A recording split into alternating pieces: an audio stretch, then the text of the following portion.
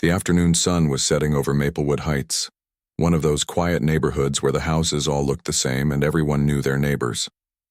Detective Anthony Williams was driving his black sedan down Elm Street, heading home, after spending the day with his 78-year-old mother.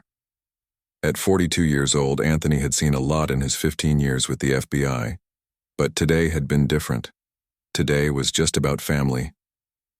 His mother had made his favorite meal, fried chicken, Mackie, and cheese and green beans, just like when he was a kid. They'd sat on her front porch for hours, talking about everything and nothing. She'd told him the same stories about his late father that she always did, and he'd listened like it was the first time hearing them. That's what you do when you love someone. Anthony was wearing his favorite casual clothes, dark jeans, a gray hoodie, and white sneakers. He'd left his FBI badge and gun locked in his car's glove compartment, like he always did when visiting family. No need to bring work into those precious moments with Mom. His phone sat in the cup holder, playing some old-school R&B music quietly. He was relaxed, thinking about how good it felt to just be a son for a few hours instead of a federal agent. The neighborhood around him was the kind of place where kids rode bikes in the street and people waved at each other from their front. Big oak trees lined both sides of the road, their leaves starting to change colors. Anthony had driven through this area hundreds of times over the years. His mother had lived here for over 20 years, and he knew every street corner. As he stopped at a red light, Anthony noticed a police car in his rearview mirror. Nothing unusual about that. Police cars were everywhere in this part of town. The light turned green and he continued driving at exactly the speed limit. His FBI training had taught him to always be aware of his surroundings. But right now, he was just thinking about getting home to his own family. That's when he saw the flashing red and blue lights behind him. Anthony's heart didn't skip a beat. He'd been pulled over before, just like any other driver. Sometimes it was for going 5 miles over the speed limit, sometimes for a broken taillight, sometimes for no real reason at all. He knew the drill.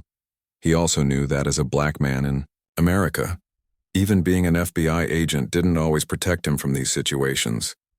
He put on his turn signal and slowly pulled over to the side of the road, making sure to stop under a streetlight so everything would be visible. His hands went to the steering wheel at 10 and 2 o'clock, just like his father had taught him when he was 16. Always keep your hands where they can see them, his dad had said. Don't give them any reason to be scared. Anthony turned off his music and rolled down his window halfway. He could see the police officer getting out of his car in the side mirror. The officer was a white man, probably in his 30s, with short brown hair and a serious expression.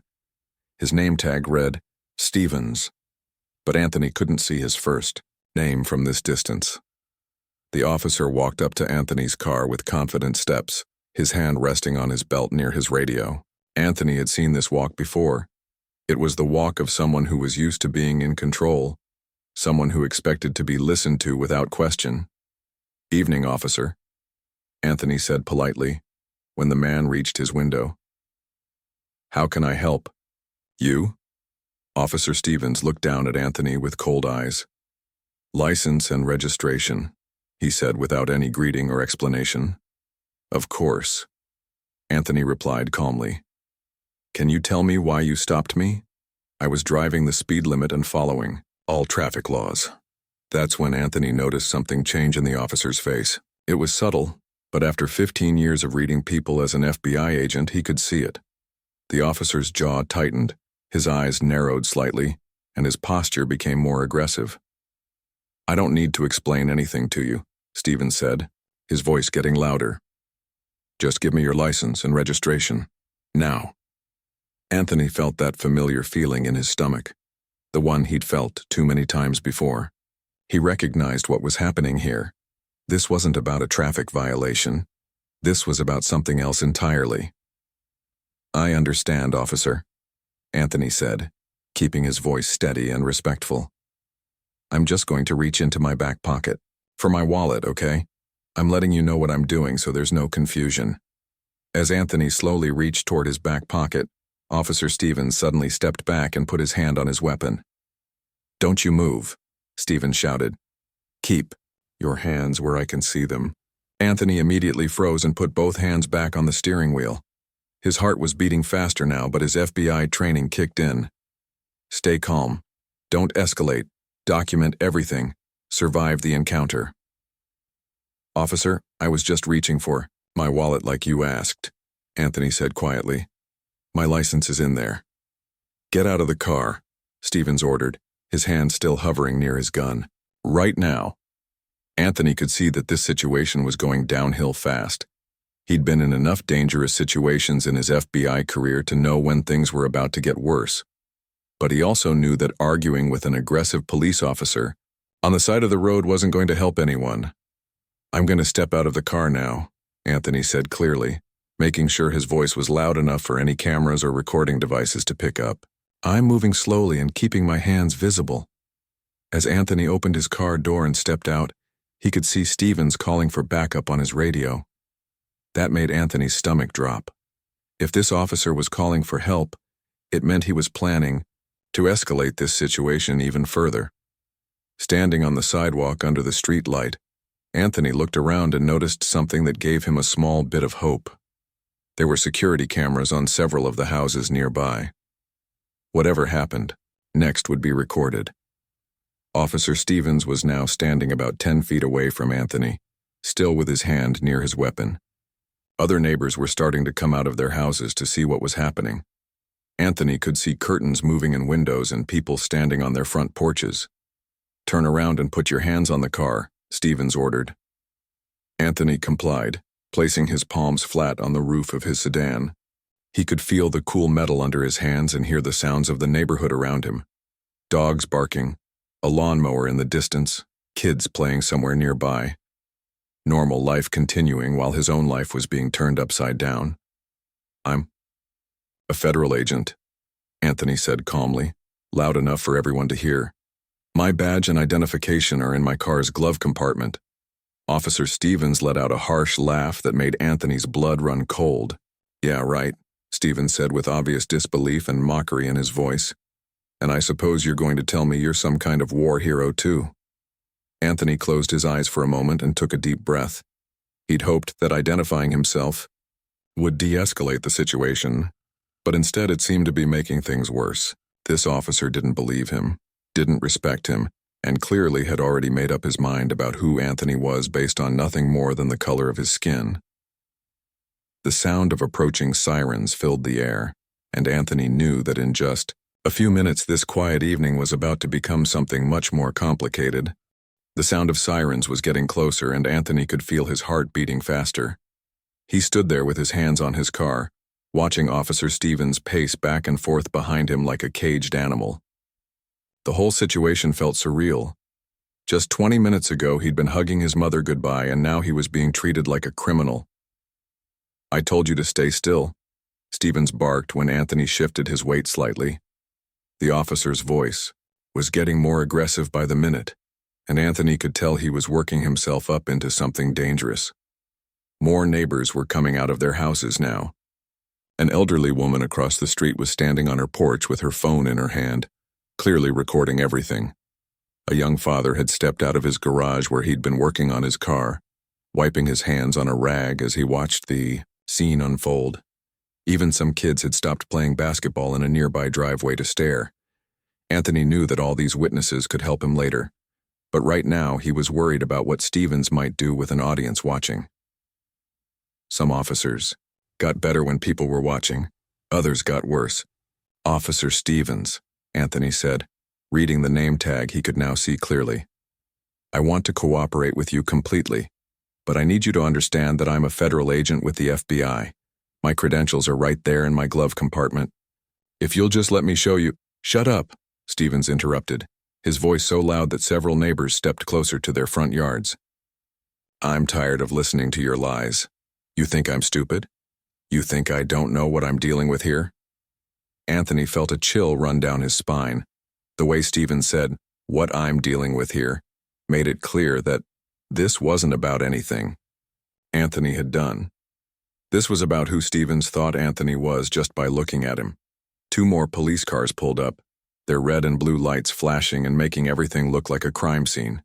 Anthony's heart sank as he watched 3 more officers get out of their vehicles.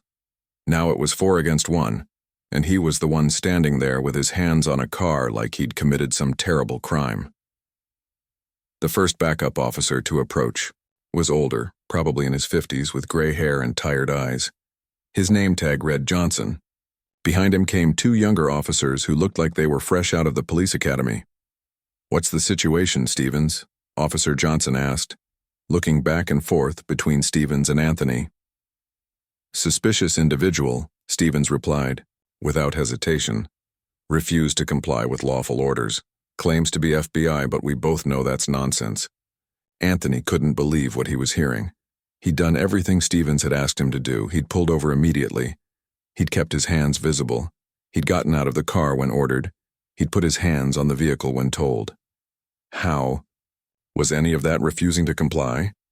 "Sir," Anthony said, turning his head slightly to address Officer Johnson, "I haven't refused to comply with anything. I've followed every instruction. I simply identified myself as a federal agent and offered to show my credentials." "I told you to be quiet," Stevens shouted, stepping closer to Anthony. "Nobody asked you to speak." Officer Johnson held up his hand, and Anthony could see something in the older officer's eyes that looked like concern. Maybe this man had enough experience to recognize when something wasn't right. "All right, let's everybody calm down," Johnson said in a steady voice. "What exactly happened here, Stevens? Why did you stop this individual?" There was a long pause, and Anthony realized that Stevens was struggling to come up with an answer. He'd been so focused on escalating the situation that he hadn't even prepared a real reason for the traffic stop. "Erratic driving," Stevens finally said. "Speeding through the neighborhood. Could smell marijuana coming from the vehicle." Anthony's mouth almost dropped open. None of that was true. Not a single word. He'd been driving exactly the speed limit. His windows had been up until Stevens approached, and he didn't smoke anything, ever. His FBI job required regular drug testing, and besides that, he'd never been interested in drugs anyway. "Officer, that's completely false," Anthony said firmly but respectfully. "I was driving the speed limit, and there's no marijuana in my vehicle or on my person. You can test me right now if you want." "See what I mean?" Stevens said to the other officers. "He's argumentative, won't follow simple instructions, keeps trying to tell us how to do our jobs." Anthony could see the two younger officers nodding along with Stevens, but Officer Johnson still looked skeptical. The older man walked closer to Anthony's car and looked through the windows. "I don't smell any marijuana," Johnson said quietly. Stevens' face turned red. Well, maybe it dissipated. The fact remains that he was driving suspiciously. By now, at least 15 neighbors were standing outside their homes watching the whole thing. Some were recording with their phones. Others were just standing there, with their arms crossed. Anthony could hear people talking to each other in low voices. "This is ridiculous," he heard someone say. "That man didn't do anything wrong," said another voice. "Why do they need 4 officers for one person?" asked someone else. The growing crowd seemed to make Stevens even more agitated. He kept looking around at all the watching faces, and Anthony could tell he was feeling the pressure. "We need to search his vehicle," Stevens announced suddenly. "Could be drugs, could be weapons. This whole situation feels wrong to me." "Wait a minute," Officer Johnson said. "You can't just search someone's car without probable cause or consent." "I've got probable cause," Stevens shot back. "Erratic driving, suspicious behavior, possible drug activity." Anthony knew he was watching Stevens dig himself deeper into a hole, but he also knew how dangerous this was becoming. If Stevens was willing to lie about why he stopped him, what else was he willing to lie about? "Officer Johnson," Anthony said, making sure his voice was calm and clear. "I'm going to say this one more time, loud enough for everyone here to witness. My name is Anthony Williams. I'm a 15-year veteran of the Federal Bureau of Investigation. My badge, gun, and credentials are locked in the glove compartment of this vehicle. I've committed no crime. I've violated no traffic laws, and I've complied with every lawful order given to me." He paused and looked directly at Stevens. "What I will not do is stand here and allow false accusations to be made against me without speaking up for myself." Stevens stepped forward until he was just inches from Anthony's face. "You want to keep running your mouth? Fine. Turn around. You're under arrest." "For what?" Anthony asked, genuinely shocked. obstruction of justice, interfering with a police investigation. Take your pick. Officer Johnson stepped between them. Stevens, hold on, let's think about this. But Stevens was beyond thinking now. He was angry, embarrassed, and feeling challenged in front of all these witnesses. Anthony recognized the look in his eyes. It was the look of someone who was about to do something they couldn't take back. I said, turn around, Stevens yelled. Anthony slowly turned to face his car again, his mind racing. He thought about his mother, probably sitting in her living room watching the evening news, having no idea that her son was about to be arrested for no reason. He thought about his wife and kids at home, expecting him to walk through the door any minute. Most of all, he thought about his FBI training and everything he'd learned about staying alive in dangerous situations. Sometimes the best thing you could do was survive the moment and fight the battle later in court. The sound of handcuffs, jingling, filled the air, and Anthony closed his eyes. The cold metal handcuffs touched Anthony's wrists and something inside him shifted. He'd been patient. He'd been respectful. He'd followed every rule in the book. But now, with his freedom about to be taken away for absolutely no reason, his 15 years of FBI training kicked into high gear. Officer Stevens, Anthony said in a voice that was completely different from before. Gone was the polite, accommodating tone. This was the voice of a federal agent who had interrogated terrorists and arrested dangerous criminals. This was the voice of authority. Before you make the biggest mistake of your career, I'm going to give you one last chance to do the right thing. Stevens paused, the handcuffs halfway to Anthony's wrists. Something in Anthony's tone made him hesitate. Anthony turned around slowly, his hands still visible, but his entire demeanor changed. He stood up straighter, his shoulders squared, and looked Stevens directly in the eyes with the kind of confidence that comes from years of facing down dangerous people in life or death situations. My name is Special Agent Anthony Williams, Federal Bureau of Investigation, badge number 2847. Anthony said clearly, his voice carrying across the street so everyone could hear. I've been with the Bureau for 15 years. Before that, I served 2 tours in Afghanistan with the United States Marine Corps. The crowd of neighbors had grown larger, and everyone was completely silent now, sensing that something important was happening. My federal credentials are in the glove compartment of my vehicle, Anthony continued, never breaking eye contact with Stevens. My service weapon is secured in the same location.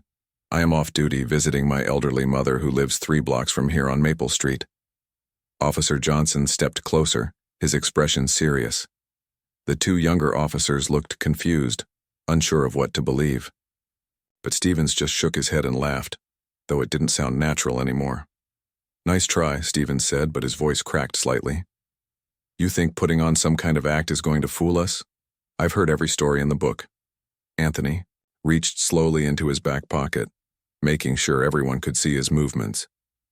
I'm going to show you my federal identification now. I'm moving slowly and deliberately, so there's no misunderstanding. Don't you dare. Stevens started to say, but Officer Johnson held up his hand. Let him show us, Johnson said quietly. Anthony pulled out his wallet and flipped it open. Inside was his FBI badge and identification card, clearly visible to everyone around. The gold badge caught the light from the street lamps, and his official photo was right there next to his name and federal credentials. The change in the atmosphere was immediate. Officer Johnson stepped forward and looked closely at the badge and ID. His face went pale as he read the information. Stevens, Johnson said in a quiet voice. This is real. The 2 younger officers moved closer to see for themselves. One of them let out a low whistle. Stevens stood there frozen, still holding the handcuffs, his mouth hanging open. That's impossible, Stevens whispered. That can't be real. Anthony closed his wallet and put it back in his pocket. Officer Johnson, I'd like you to call your supervisor. I'd also like you to contact the FBI field office and speak to Agent in Charge Patricia Morrison. Tell her that Agent Williams is requesting immediate assistance. Johnson nodded and reached for his radio, but Stevens suddenly came back to life. Wait, Stevens said, waving his hands. There's been a misunderstanding here. I was just doing my job. You can't blame me for being careful. Anthony looked at Stevens with the kind of stare that had made hardened criminals confess to crimes. A misunderstanding? You pulled me over. Without cause, refused to tell me why. Made false accusations about marijuana and erratic driving. Called me a liar when I identified myself. And were about to arrest me for made-up charges. The crowd of neighbors was getting restless. People were talking louder now, and Anthony could hear their comments clearly. "That officer should be ashamed of himself," said an elderly woman. "This is exactly what's wrong with policing today," added a young father. "Someone should report this," said another voice. Stevens looked around at all the watching faces and seemed to realize for the first time how bad this looked. Sweat was starting to form on his forehead despite the cool evening air. "Look, Agent Williams," Stevens said, trying to sound friendly now. "We can work this out. No harm done, right? You're free to go. Just a case of mistaken identity." Anthony shook his head slowly. "No harm done? Officer Stevens, you violated my civil rights, made false statements, and attempted to arrest a federal agent without cause. Do you have any idea how serious this is?" Officer Johnson was speaking quietly into his radio, and Anthony could hear him requesting a supervisor. The two younger officers had stepped back, clearly not wanting to be associated with what Stevens had done. "I want to see the dash cam footage from your patrol car," Anthony said to Stevens. "I also want copies of any radio communications you made tonight, and I want the names and badge numbers of every officer present." Stevens was starting to panic now. "Agent Williams, sir, please. I made a mistake. Can't we just forget about this? I mean, you're okay, nothing bad happened." "Nothing bad happened," Anthony's voice rose slightly. "You humiliated me in front of my mother's neighbors. You treated me like a criminal. You were ready to put me in handcuffs and take me to jail, and for what? For driving while black in a nice neighborhood?" The words hung in the air, and everyone knew they were true. Several neighbors nodded their heads, and Anthony could see people recording everything on their phones. A new police car pulled up, this one with supervisor markings. A woman in uniform got out, and Anthony could see from her stripes that she was a sergeant. She walked over to Officer Johnson first. "What's the situation here?" she asked. Johnson quickly explained what had happened, and Anthony watched the sergeant's expression change from confusion to concern to outright alarm. The sergeant walked over to Anthony. "Agent Williams, I'm Sergeant Martinez." "I understand. There's been an incident here tonight." "Yes, ma'am," Anthony replied respectfully.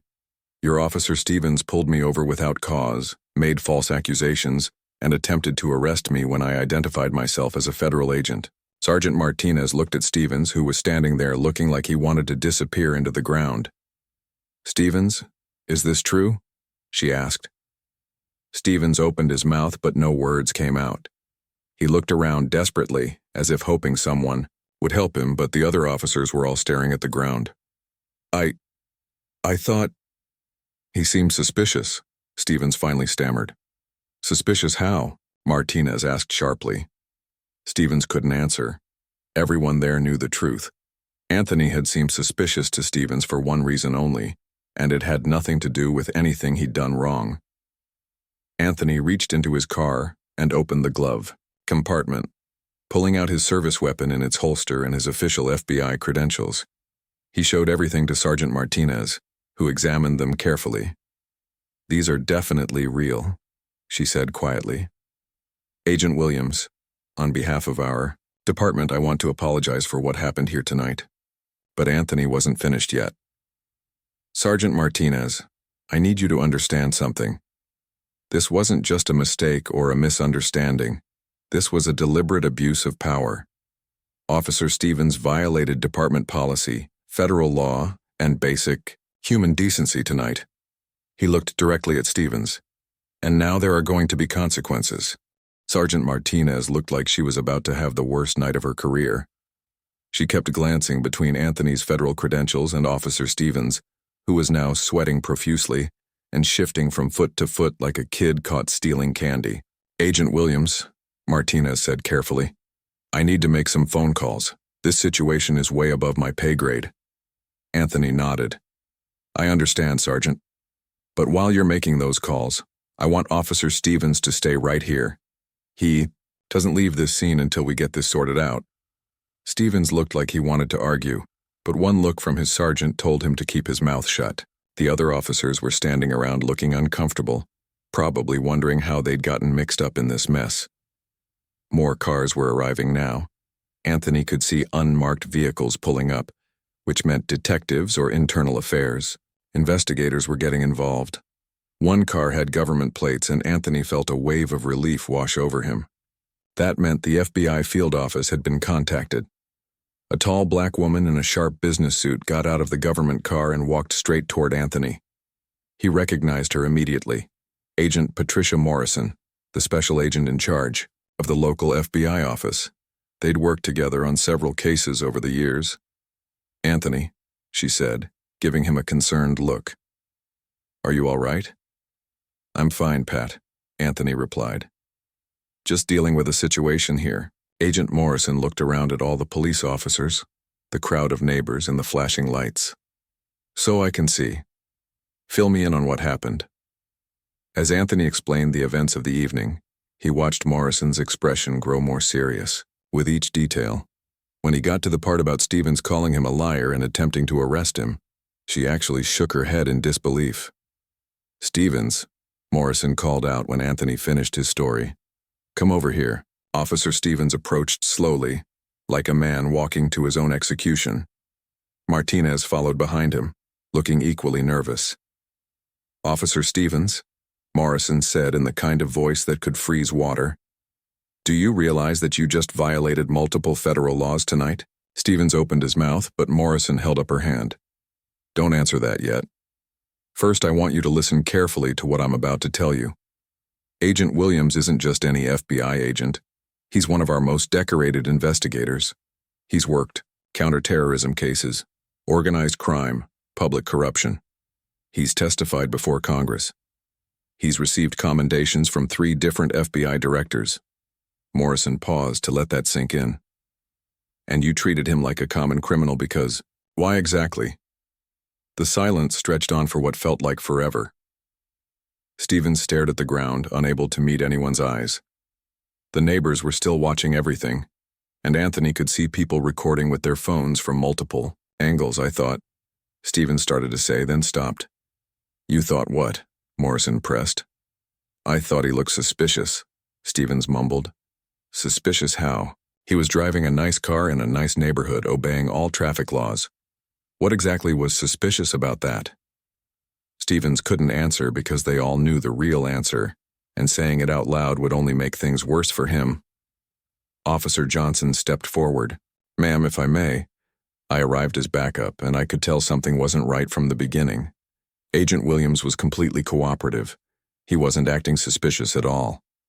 Morrison nodded approvingly at Johnson. "At least one of you was paying attention." She turned back to Stevens. "Do you have any idea what you've done here tonight?" A new car pulled up, this one with the chief of police inside. Anthony watched as a heavy-set man in his 60s got out and surveyed the scene. His face was already red, which probably meant he'd been briefed on the situation during his drive over. "Chief Rodriguez," Morrison said as the man approached, "we need to talk." The chief looked at Anthony, then at Stevens, then back at Morrison. "How bad is this?" he asked quietly. "It's bad, Chief. We're talking about potential federal civil rights violations, false imprisonment, abuse of power under color of law, and it's all been witnessed by about 20 people and recorded on multiple cameras." Chief Rodriguez closed his eyes and rubbed his temples. Anthony could see the man calculating how much this was going to cost his department in lawsuits, investigations, and bad publicity. "Stevens," the chief said in a tired voice, "go sit in my car. Don't talk to anyone, don't use your radio, don't even think too hard. Just sit there and wait." Stevens walked toward the chief's car like a zombie. Anthony could see that the reality of his situation was finally starting to hit him. "Agent Williams," Chief Rodriguez said, turning to Anthony, "on behalf of the entire department, I want to apologize for what happened here tonight. This is not how we train our officers, and it's not what we expect from them." Anthony nodded politely, but he wasn't ready to accept apologies just yet. "Chief, I appreciate that, but this wasn't just a training issue. Officer Stevens made a series of deliberate choices tonight. He chose to pull me over without cause. He chose to escalate the situation. He chose to ignore my identification. He chose to try to arrest me on false charges. The chief sighed heavily. You're absolutely right, and there will be consequences. What kind of consequences? Morrison asked. Stevens will be suspended immediately pending a full investigation. Internal Affairs will conduct a complete review of his record and all his previous arrests. If they find a pattern of this kind of behavior, he'll be terminated. Anthony looked around at all the watching neighbors. Some of them were nodding approvingly, but others looked skeptical. They'd probably seen too many situations where officers got a slap on the wrist and went right back to work. That's a good start, Anthony said, but it's not enough. I want a federal investigation too. I want the Justice Department to look into whether this department has a pattern of racial profiling. And I want sensitivity training for your entire force. Chief Rodriguez looked like he wanted to argue, but Morrison gave him a look that suggested he shouldn't even try. We'll cooperate fully with any federal investigation, the chief said reluctantly. By now, a small crowd of media had arrived. Anthony could see news vans from local TV stations setting up their cameras. Word was getting out about what had happened, and by tomorrow morning this story would be all over the news. One of the reporters, a young woman with a microphone, approached the group. Excuse me, are you Agent Williams? Could we get a statement about what happened here tonight? Anthony looked at Morrison, who nodded. This was his chance to tell his side of the story before anyone else could spin it. My name is Special Agent Anthony Williams with the FBI, he said, speaking clearly for the cameras. Tonight I was pulled over by Officer Stevens without cause, treated disrespectfully, and nearly arrested for no reason other than driving while black in a nice neighborhood. The reporter's eyes lit up. This was exactly the kind of story that would make headlines. What Officer Stevens did tonight wasn't just wrong, it was illegal, Anthony continued. And it's exactly the kind of behavior that destroys trust between law enforcement and the communities we're supposed to serve. He looked directly into the camera. I'm a federal agent, so I had resources and training to handle this situation. But what about regular citizens who don't have a badge to protect them? How many people has Officer Stevens treated this way who couldn't fight back? The question hung in the air, and Anthony could see people in the crowd nodding their heads. That was the real issue here. Not just what had happened to him, but what had probably been happening to others for years. The news cameras were rolling, and Anthony could see his words spreading across social media in real time. People in the crowd were holding up their phones, live streaming everything that was happening. This wasn't just a local incident anymore. It was becoming a national story. Chief Rodriguez looked like he was having the worst night of his 30-year career. He kept checking his phone, probably getting calls from the mayor, city council members, and reporters from major news outlets. Every few minutes, another news van would pull up, adding to the chaos. Agent Williams, the chief said, trying to regain some control of the situation. Perhaps we could continue this conversation at the station, away from all the cameras. Anthony shook his head. No, Chief. This conversation happens right here, right now, in front of everyone. The time for backroom deals and cover-ups is over. Agent. Morrison stepped closer to Anthony. What do you want to see happen here tonight? She asked quietly. Anthony looked over at Officer Stevens, who was still sitting in the chief's car with his head in his hands. The man looked broken, like he finally understood that his life was about to change forever. I want justice, Anthony said. Real justice, not just for me, but for everyone who's been through this and didn't have a badge to protect them.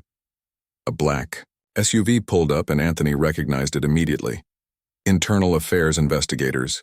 Two serious-looking people in dark suits got out and walked straight toward Chief Rodriguez. Anthony could see them talking in hushed tones, and he knew they were discussing how to handle this mess. One of the IA investigators, a stern-looking woman with gray hair, approached Anthony. Agent Williams, I'm Inspector Davis from Internal Affairs. We need to conduct a formal interview about tonight's events. Of course, Anthony replied. But I want it done right here in front of everyone. No private rooms, no off-the-record conversations, everything out in the open. Inspector Davis looked uncomfortable. That's highly unusual. So was what Officer Stevens did tonight, Anthony shot back. Unusual times call for unusual measures. The crowd of neighbors had grown even larger. Word was spreading through the community, and people were coming from blocks away to see what was happening. Anthony could see elderly couples, young families, teenagers with their parents, a complete cross-section of the community. An older black man stepped forward from the crowd. "Excuse me, Agent Williams," he said. "I live 2 streets over, and I just wanted to say thank you for standing up for all of us tonight." Other people began nodding and voicing their agreement. Anthony realized that this moment was about much more than just his own experience. It was about years of frustration, years of being treated unfairly, years of feeling like their voices didn't matter.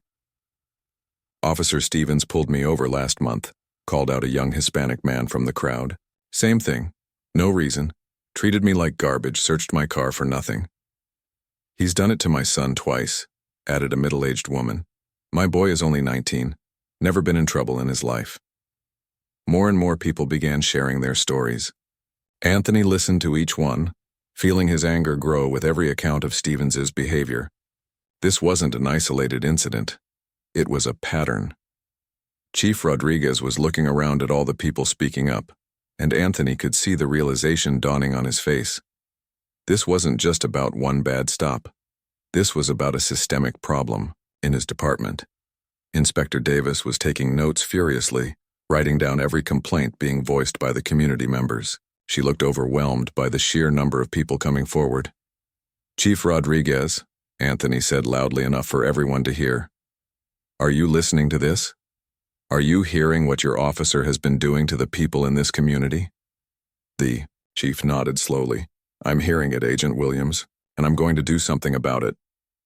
"What exactly are you going to do?" asked the elderly black man who had spoken earlier. Chief Rodriguez looked around at all the faces staring at him expectantly.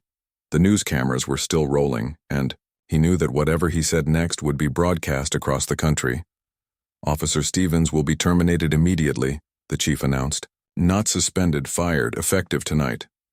The crowd murmured approvingly, but Anthony held up his hand. "That's still not enough, Chief. What about all the other people he's mistreated? What about the cases that need to be reviewed? What about making sure this never happens again?" The chief took a deep breath. "You're right. We'll conduct a full review of every arrest Stevens has made in the past 5 years. Any cases where there's evidence of misconduct will be dismissed. We'll also implement immediate retraining for our entire force on civil rights and proper police procedures." Agent Morrison stepped forward. "The FBI will be conducting its own investigation as well. We'll be looking into whether Officer Stevens violated federal civil rights laws and whether there's a pattern of discriminatory policing in this department." Anthony could see Stevens through the window of the police car, slumped over with his head in his hands. The man's career was over, his reputation destroyed, and he was likely facing federal charges. But Anthony didn't feel satisfaction. He felt sad that it had come to this. "Officer Stevens," Anthony called out, "come over here." Stevens slowly got out of the car and walked toward the group like a man heading to his execution. His face was pale and his hands were shaking. "Look at me," Anthony said when Stevens reached them. Stevens reluctantly raised his eyes to meet Anthony's gaze. "Do you understand what you did tonight?" Anthony asked. "Do you understand that you didn't just hurt me? You hurt everyone in this community who looks like me?" Stevens nodded, tears starting to form in his eyes. I'm sorry," he whispered. "I don't know what I was thinking." "You weren't thinking," Anthony replied. "You were reacting based on your prejudices and assumptions. You saw a black man in a nice car and decided I didn't belong here." The crowd was completely silent now, everyone hanging on every word. "But here's what I want you to understand," Anthony continued. "This moment, right here, right now, this is your chance to learn something. Your career in law enforcement is over, but your life isn't. You can choose to be bitter about what happened, or you can choose to grow from it." Stevens looked confused. "What do you mean?" "I mean you can spend the rest of your life blaming everyone else for your mistakes, or you can use this experience to become a better person. You can speak out against the kind of behavior you showed tonight. You can help train other officers not to make the same mistakes you made. Anthony looked around at the crowd, then back at Stevens. The choice is yours. You can be remembered as just another bad cop who got caught, or you can be remembered as someone who learned from his mistakes and tried to make things better. Stevens stood there for a long moment, processing Anthony's words. Finally, he spoke in a voice barely above a whisper. "I want to do better," he said. "I want to learn. I want to make this right somehow." Anthony nodded. "Then start by being honest about what you did. Don't make excuses. Don't blame your training or your department or anything else. Take responsibility for your actions and commit to being better." The crowd began to disperse slowly, people heading back to their homes with a lot to think about. The news crews were packing up their equipment, already working on their stories for the morning broadcasts. As Anthony finally got back into his car to drive home, he thought about his mother, probably wondering why it had taken him so long to get home from her house. He thought about his wife and kids who would see this story on the news tomorrow. Most of all, he thought about the conversation he'd just had with Stevens, and whether one man's moment of grace could really make a difference. In a broken system, only time would tell.